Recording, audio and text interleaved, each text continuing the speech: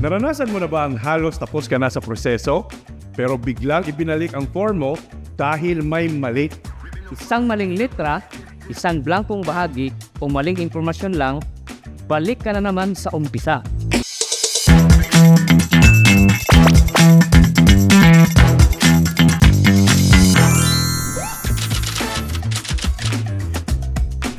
Araw-araw, maraming aplikasyon ang naantala dahil sa mali o kulang sa impormasyon sa forms.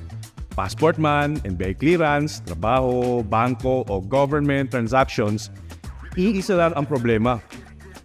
Hindi nababasa ng mabuti ang form bago sagutan. Step 1. Basahin muna ang buong form bago magsulat. Ito ang madalas na hindi ginagawa ng marami. Diretso sulat agad, tapos saka lang malalaman na may mali palang nailagay. Mas mabilis kung alam mo muna kung anong impormasyon ang hinihingi.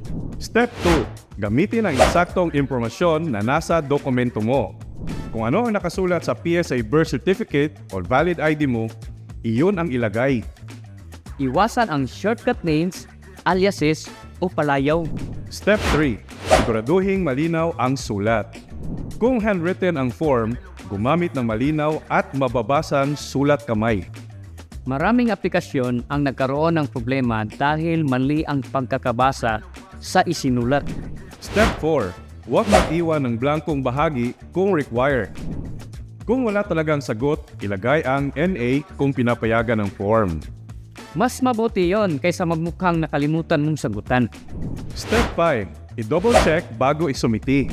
Basahin muli ang pangalan, birthday, address, contact number at iba pang detalye.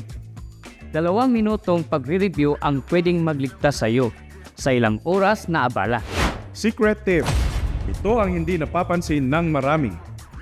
Kapag may kasama kang photocopy ng valid ID, mas madali mong maikukumpara ang mga detalye habang nagsasagot. Mas kaunti ang posibilidad na magkamali. Bonus hacks. Magdala na sariling ballpen. Mag-picture muna ng form bago isubmit kung pinapayagan. At magtabi ng kopya ng mga naunang application forms para may reference ka sa susunod. Kapag tama ang impormasyon sa unang pagsagot pa lang, mas mabilis ang proseso at mas kaunti ang abalang haharapin mo. I-save mo ito para sa mga susunod na may sasagutan kang form at i-share mo ito sa kakilala mong laging nagkakamali sa mga application form. Dahil dito sa Easy Lang Yan, mga bagay na akala mong mahirap, pinapadali natin. Easy lang yan!